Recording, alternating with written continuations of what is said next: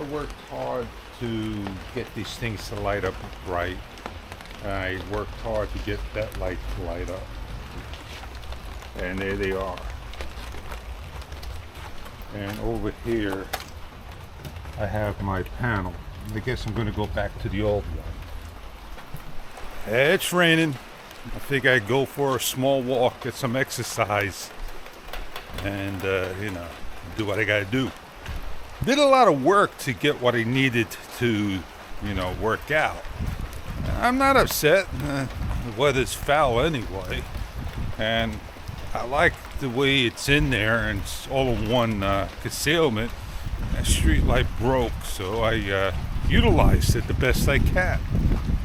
And I may just still, put it up there.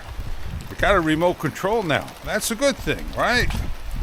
And once I put that up, that's it. I'm all done. Don't have to do any more. Now it's all hooked up to the roof. I got some panels upstairs, the little ones. It's cute. You'll see that in another video.